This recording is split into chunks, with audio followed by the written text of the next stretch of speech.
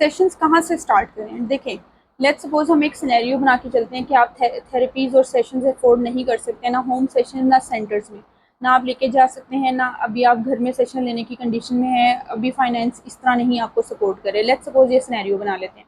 अब आपने क्या करना है, आपका बच्चा तो ऑटिस्टिक है, उसके साथ ऑटिज्म के सिम्टम्स हैं, अभी लेबलाइज आपने नहीं भी करवाया टेस्ट के थ्रू, बट क्लियर सिम्टम्स हैं जो कि नजर आ रहे हैं कि उसको ऑटिज्म है। अब आपने फर्स्ट चीज़ ये करनी है कि उसका सेशन का मटेरियल अरेंज करना है एज सुन एज पॉसिबल, उस पर डिले नहीं करना आपने चाहे $1 शॉप पे चले जाएं, किसी भी शॉप पे चले जाएं, कोई सस्ती शॉप पे चले जाएं, किसी महंगी शॉप पे चले जाएं, जो आपका बजट है, आपने मटेरियल इकट्ठा करना है, ऐसा मटेरियल जिसमें आपने उसको क्लीन अप सिखाना है। जैसे आइसक्रीम स्टिक्स फैला दी हैं तो उसको कहो कि कप में डाले, कोई इरेजर्स की चीज़ें फैला दी उसको कहो कि जार में डाले। कुछ भी ऐसी चीज़ें जो क्लीन अप टाइप की एक्टिविटीज़ होती हैं, हमने वहाँ से स्टार्ट करनी है और थोड़ी चीज़ें रख के उससे स्टार्ट करनी है। और इसके साथ आपने फिर उसके बाद वो एक्टिविटीज़ रखनी है जिसमें बच्चा कुछ फिक्स करे। जिस तरह कलर सॉर्टिंग अगर हो गई तो कलर पेंसिल सामने रखी है, 2 कलर ग्लास रख दिए, येलो और ब्लू, और उसके सामने कलर पेंसिल रख दिए, उसको कहना उठाओ और उसके अंदर डालो जिसका कलर है। सेम ऐसे आइसक्रीम स्टिक्स के साथ करना है। टेडी बियर्स मिल जाते हैं, प्लास्टिक के बेयर्स मिलते हैं, उसमें आप कलरफुल बेयर्स रख के उससे सॉर्टिंग करवा सकते हो। इस तरह की बेसिक चीज़ें करवा सकते हैं, ठीक है। फिर आप उससे बड़ी सारी चीज़ें, जिस तरह बहुत सारे बच्चों की ना फाइन मोटर बहुत पुअर होती है, पेरेंट्स को पता नहीं चलता, तो कैसे करवाएं? तो उसमें आप ना पेपर क्रम्बलिंग करवा सकते हैं बच्चे को। बेसिक चीज़ paper crumbling, Play Doh crumbling. और आपने ना सेंसरी टाइप की अगर सेशन में चीज़ें ऐड करनी है तो आपने जो बैलून होता है ना, बैलून के अंदर राइस, जो टोटा राइस मिलते हैं, छोटे टुकड़ों वाले राइस, स्पाइकी नहीं होते, वो टुकड़े होते हैं, तो इसलिए वो चुभते नहीं है उस तरह।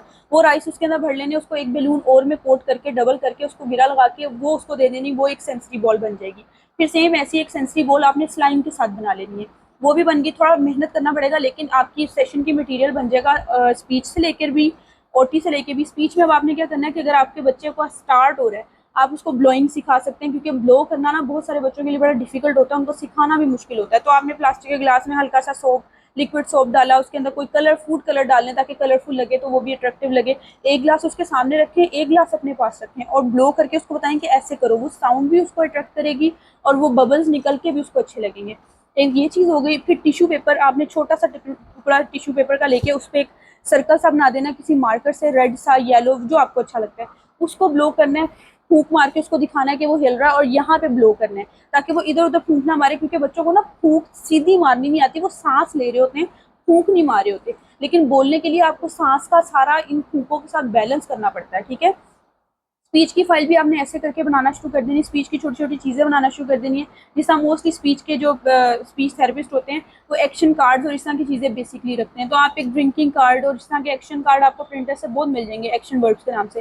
वो आप स्क्वायर शेप में, इतनी शेप में, एक A4 साइज का पेपर होता है ना, उसमें फोर फोर एटलीस्ट हों, वो पिक्चर्स प्रिंट करवा के लेमिनेट करके उसको कट कर लें, उसके सामने रखें। अगर बच्चा वर्बल नहीं है तो एटलीस्ट इतना अंडरस्टैंड करना शुरू हो जाएगा कि ये ड्रिंकिंग कार्ड है, हम पानी पी रहे हैं। इमिटेशन भी सिखानी है, इमिटेशन का भी मैं बाद में बताती हूँ। इस तरह आपने कुछ बेसिक स्पीच की भी चीज़ें बना ली।